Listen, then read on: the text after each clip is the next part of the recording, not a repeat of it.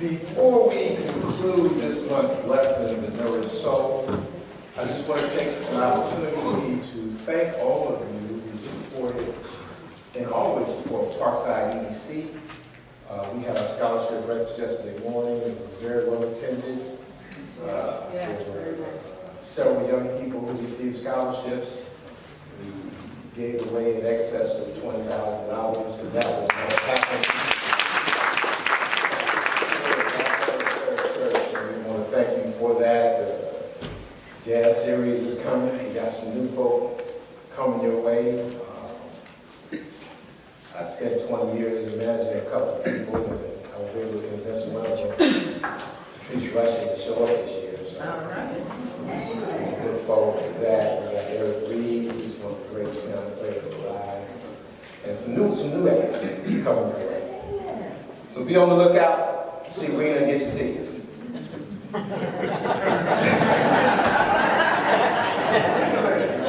Yes. The Nourished Soul. Amen. Today we're going to close out this month's lesson. And for all of you who have been paying attention, for all of you who've been an active participant in this, the holiest of seasons, for those of you who didn't show up last Sunday for the first time in a long time,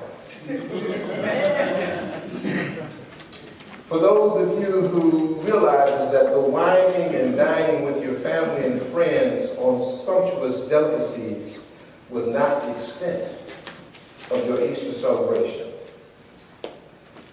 for those of you who participated in a soul-nourishing process that imbibed spiritual foods, steamed with affirmative words, and sauteed in expressions of love.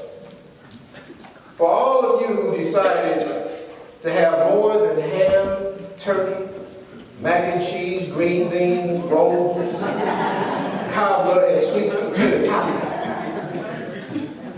If you've been listening to Reverend Lisa's message, you didn't just have some food on Easter. You ingested and completely digested a spiritual buffet that included faith salad on a bed of spiritual strength. The side dishes were steamed judgment seasoned with unconditional love. A little imagination casserole baked in the power of God's word. And then you balance out your carbohydrates with some organic will simmered in metaphysical understanding.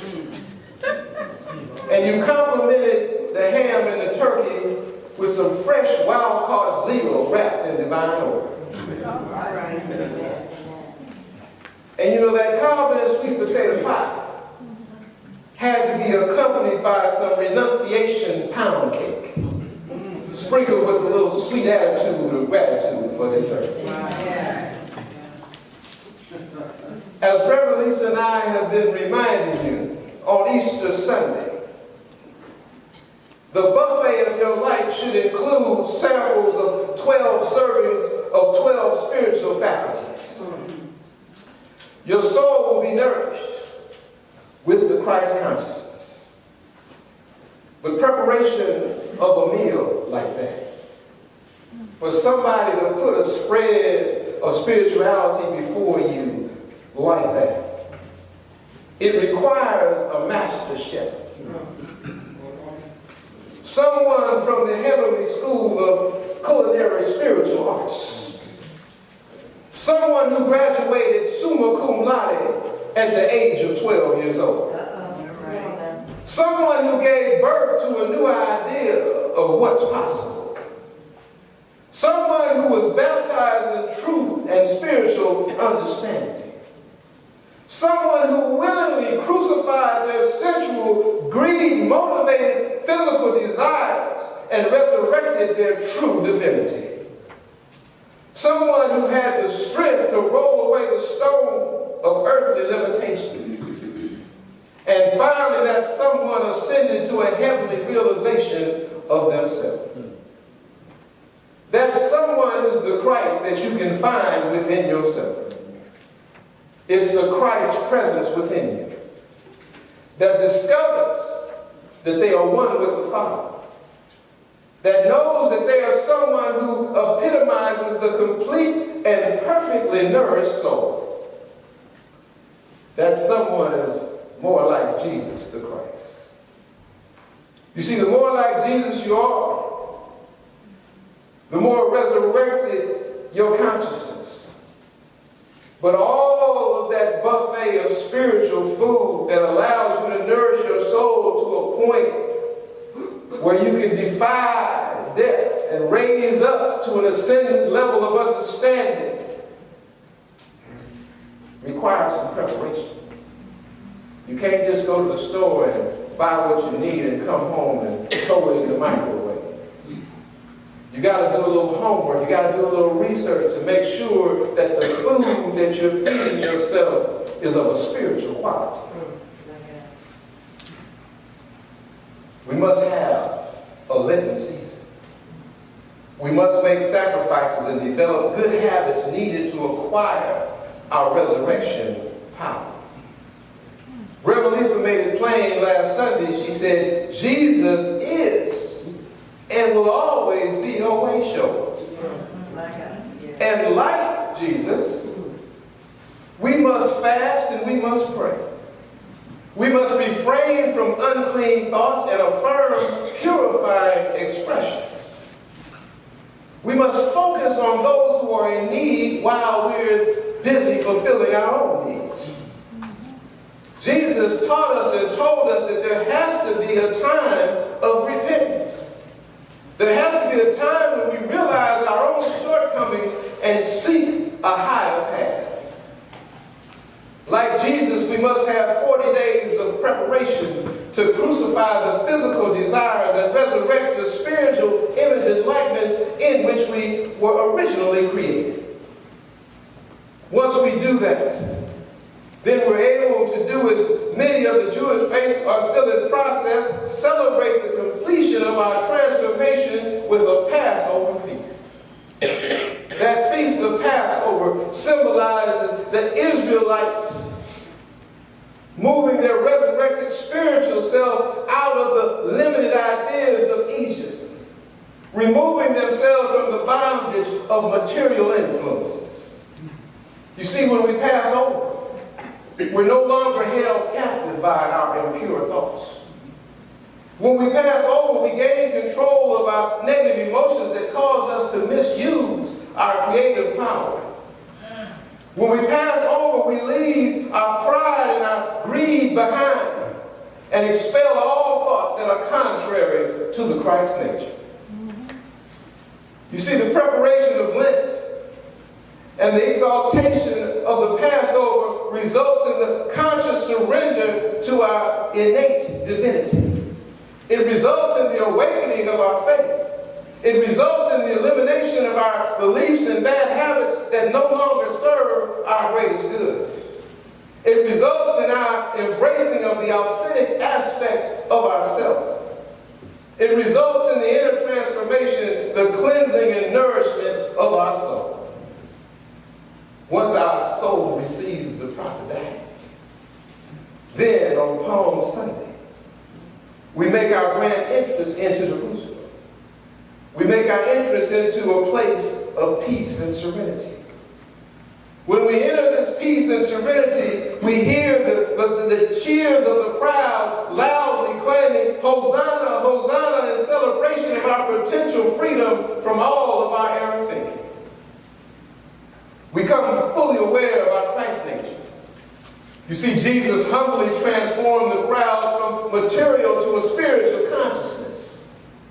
That's why they were so happy. And those few who didn't get the message, he turned over a few tables.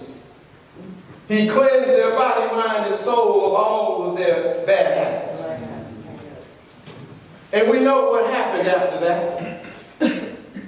The dominating will, the intellectual consciousness, those stuck in the outdated, self-righteous belief systems. Those who value material wealth over spiritual richness. They decided to put a contract out on my boy. They decided to put a contract on the freedom of individuals to use their power of imagination. They decided they were going to silence that still small voice within each and every one of you. But he had done so much good. He had saved so many people. He had performed so many miracles. He had so many people on his side. They had to come up with some trumped up charges. As your president would say, they had to create some fake news.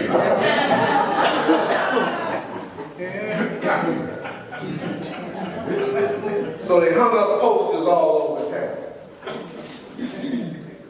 Posters that accused him of treason. Accused him of defying the dominant will of Rome. Posters that said that he participated in an insurrection. He was opposing the Pharisaic tradition and dogmas of the standard religious faith. They accused him of being a sorcerer. They accused him of performing feats that defied the human intellect. Then they said he was blasphemous. They said he made false claims of his own royalty and his sonship and oneness with God. Sound familiar? Yeah. I'm sure some of you New Thought metaphysicians and practitioners in here remember when you came home and told Grandma that you was going to a New Thought church. They accused you of every one of those same things. Yeah. You told them that you went to Founders and you heard what Dr. Hornaday had to say. You told them that you thought it was going to be contrary to your Baptist upbringing. But when you listened carefully, you found out that his message mirrored the message that you would always get. It just gave you a little bit of insight. It just gave you a metaphysical understanding of the scriptures that you had been taught. My God. But if all of you be real with yourselves and be real with me, there was somebody in your family that accused you of treason. They said you were denying the rules that you had been taught. They told you that you were under the influence of an insurrection. You were a cult. Because you were opposing the Pharisaic tradition of that religion that you came up with. How do you know?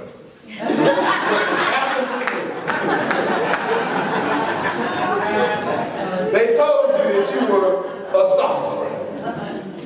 That you believed that you could control your own destiny, that the Spirit of God in Christ lived and moved and ate within you, and that you could speak your word and make something happen. My God. As far as they were concerned, only a magician could do that. And of course, I was blasphemous. Wow. Because I had made a false claim that I and my Father are one. Wow.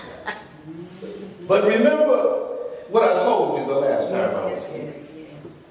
Jesus didn't adopt Christianity. Come on now. Christianity adopted him. Christianity wasn't started by Jesus. It was started about him. Yes, it was. And if the truth be told, there are many of you sitting in this audience, when you first came into this teaching, you didn't want to mention his name. You didn't want to praise Jesus. You didn't want to thank Jesus. You didn't want to have nothing to do with Jesus because you thought it would take you back to where you came from. My God. Come on now. Free. When Jesus was the original New Thought preacher. That's the only reason why they laid him low. Come on now.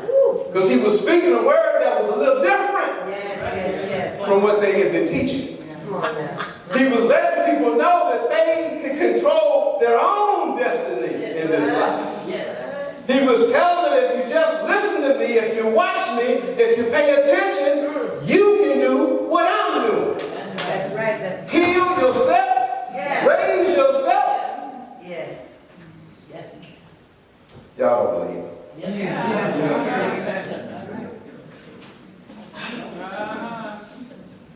You New Thought folks.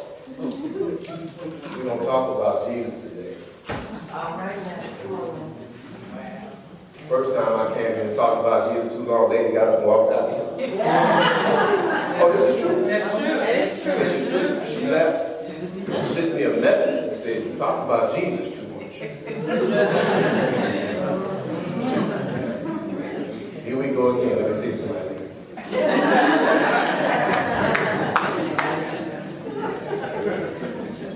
After devoting 3 years developing the spiritual discipline in those who would follow him, after convening those faculties for a supper of communion with spiritual substance and vitality, the external pressures caused our spiritual awareness to fall asleep.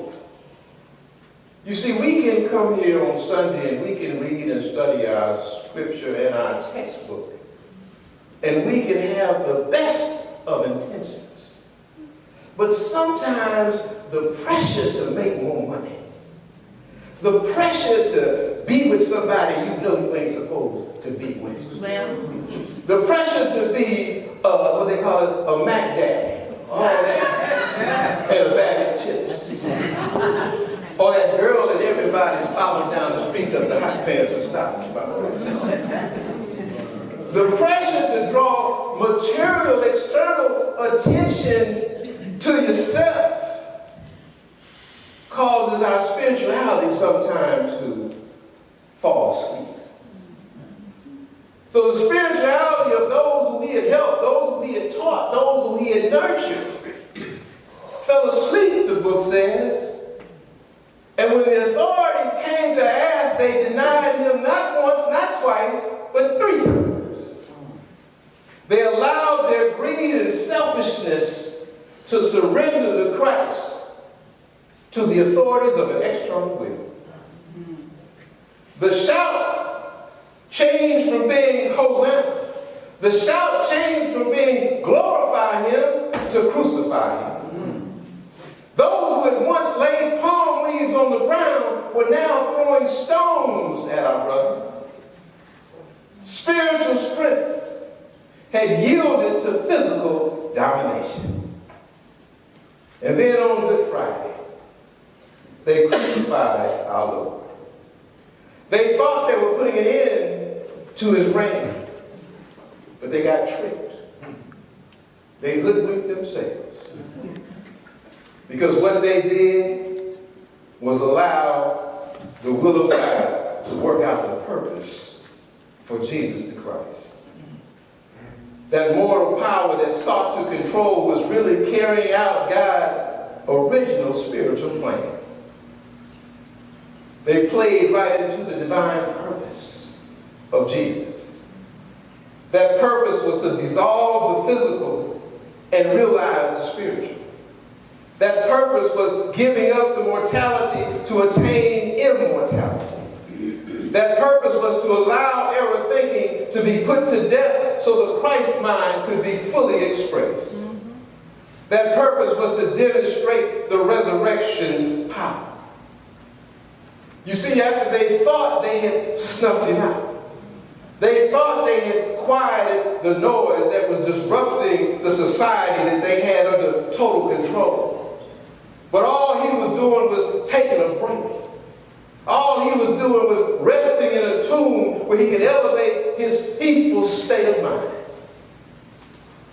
That too took 3 days.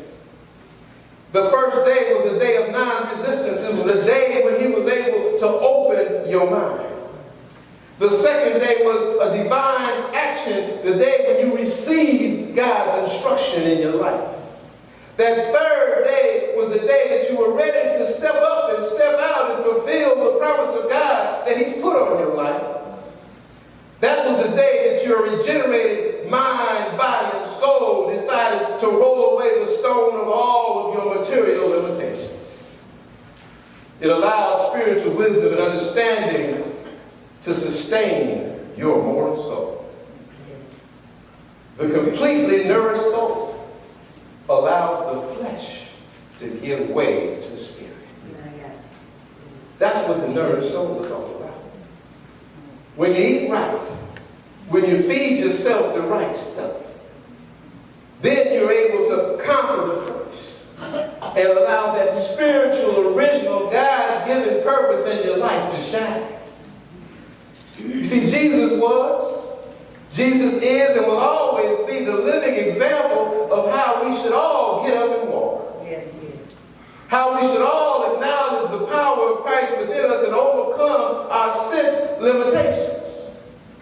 Ernest Holmes says this about Jesus. He says, in the case of Jesus, such surrendering of the isolated will that the greater incarnation of the divine took place.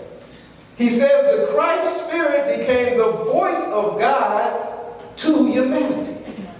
He said the mystic Christ came from the bosom of the unseen Father, demonstrating the love of God through his love for humanity. His way may not be recognized by everybody as their own way, but he proved his way was a correct way. The story of Lent, the celebration of Passover, Good Friday, the crucifixion, the resurrection, they are all stories of triumph and victory over the death of material understanding and the awakening of a spiritual knowing. The nourished soul, powered by a resurrected consciousness, must ultimately reveal the highest level of yourself. It must ultimately result in the last step, which is your ascension. Isaiah 14, 13 through 14 talks about that ascension consciousness. He says, for you have said in your heart, I will ascend into heaven. I will exalt my throne above the stars of God. I will dwell also upon the high mountains in the outer regions of the north. I will ascend above the heights of the clouds. I will be like the Most High. What Isaiah is telling us, he's saying, in your heart, within that subconscious feeling within, somewhere deep down in that nourished soul, you've got the power to ascend. You created a situation where you can reach a state of consciousness where your soul and body are in harmony with the divine. He says you're going to rise above the stars, an understanding above human comprehension, where you can embrace the divine mind. He says you're going to dwell in a spiritual consciousness outside the realm of appearances. You're going to dwell beyond the north, beyond the conscious mind, to the subconscious mind. You see, when you operate at a Christ level, Isaiah says you break away from the Assyrians. You recognize your spiritual truth. Jesus was constantly preparing his disciples, just like he's constantly preparing you and I to bear witness to the ascended consciousness. But just like the expressions we discussed earlier, just like Lent, you have to be prepared for your everlasting expression. So this is what he taught his disciples. John 6, 57 through 63.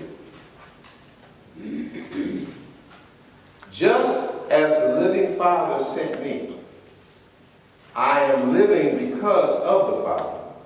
So whoever eats of me will also live because of me. This is the bread which came down from heaven. It is not like the manna which your forefathers ate and died. He who eats this bread shall live forever. These things he said in the synagogue while he was teaching at Capernaum. Many of his disciples who heard what he said, their reply was, this is a hard saying. Who can listen to it?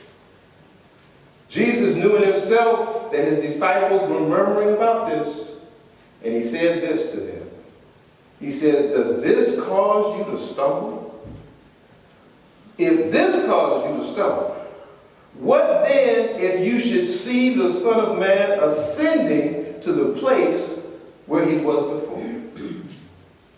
It is the spirit that gives life, and the body is of no account. The words which I have spoken to you are spirit and life. He was teaching the disciples. He was trying to get them ready for a time, not when he was going to ascend. He was trying to get them ready so they could achieve an ascended consciousness. He told them that the divine source sent me. He declared what they made him blasphemous by. He says, I am the reflection of the Father. Those who eat of me, those who accept me, those who believe me, those who think like me, those who talk like me, those who act like me, will accept this spiritual meal that I give you. And as a result, you'll live forever. He was sharing knowledge in the synagogue to those with a fixed religious state, those who were void of spiritual truth. Capernaum means encouraging them to repent, encouraging them to cleanse the mind and receive a healing. But that was a tall order for them, just like it's a tall order for you and I. So he asked them, he said, are you confused? Are you a little shook up? Why are you stumbling? Yes. If this upsets you, if what Reverend Jerrold is telling you now makes you feel a little uneasy, what are you going to do when I return to from which I came? My God. What are you going to do? If I were to ascend into heaven right now before your eyes, would you get up and run out? Or would you say hallelujah? Thank you, Jesus. Hang it on. How are you going to act? Yes. He was asking them the question, how are you going to act when you are able to recall your own spiritual truth? Your spiritual self, he told them, is all that lives.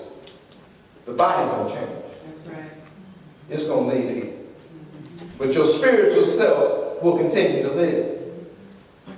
What I say, what I do, reveals a spiritual power that is unchanging and everlasting. Paul, when he was talking with the Ephesians, you know, those are the folk who got 1 foot in and 1 foot out. They're at church on Sunday after being at the club on Saturday.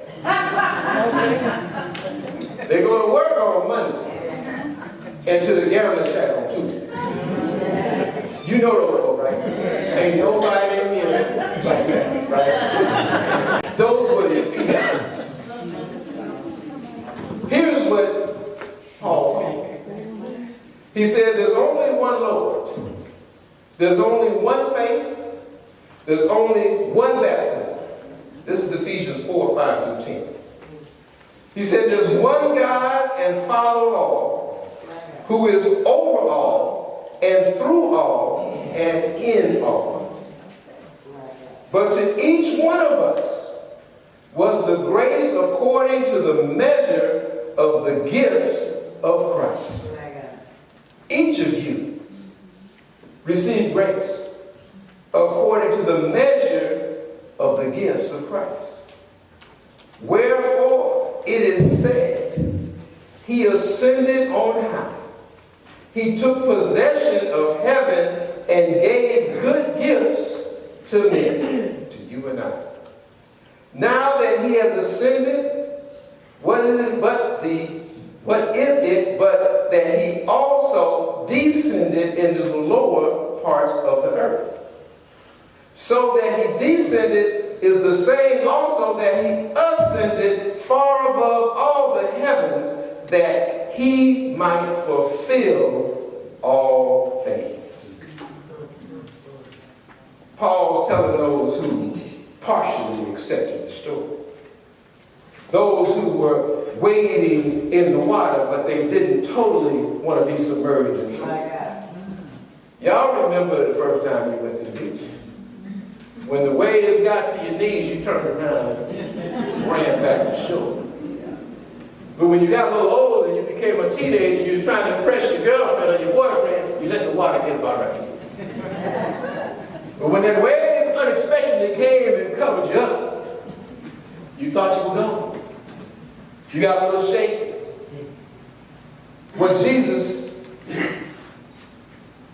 What Paul, I should say, is telling the Ephesians, don't get scared when you're totally covered in spiritual truth. Know that there's that wave that covers you is going to subside and give you air.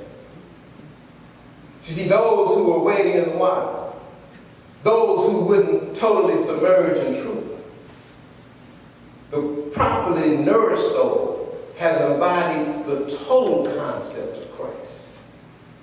So when you accept all the water, when you submerge yourself in spiritual truth, you're totally accepting the consciousness of Christ. All the principles declared by Jesus are now embraced by you. Those principles, there's only one spiritual law. There's only one divine substance. There's only one universal creative power. There's only one eternal sustainer. You see, when we experience the resurrection power at the level we accept and believe, when we observe what Jesus is showing us, when we believe what Jesus told us, then our grace, our mercy, and our favor is revealed during the process of our own regeneration. These gifts are an ascended consciousness. These gifts are divine wisdom. These gifts are unconditional love. These gifts are spiritual maturity. These gifts are transcended by. He told us that Jesus had to descend in order for you to ascend. He had to be born in order for you to live forever. He had to express God's truth in order for you to receive God's blessings. He had to deny the flesh for you to overcome your own limitations. He had to ascend into heaven in order for you to elevate to a spiritual understanding. He had to nourish your soul for you to express his life and live your best life. All this month, the topic's been the same. The nourished soul. What are you feeding yourself? Are you feeding yourself the last disappointment? Are you holding on to what somebody said about you, what somebody should have done and didn't do? Or are you feeding yourself divine spiritual food? Yes. Are you eating the bread? Are you drinking the wine of spiritual vitality and the bread of spiritual substance? Are you leaving all that outside noise and all that earthly mess alone? Thank you. Have you decided that you're never going to drive through another fast food restaurant as long as you that you're going to take time to sit down and dine at a real restaurant like LA Third Church? That drive-by videotape over the phone and what they call it, the podcast won't do it. You got to come and fellowship with some like-minded folks where you can touch somebody, where you can hug with somebody, where you can feel the presence of God not just within you, but everybody in the room gets a little happy. Somebody's going to shout at me.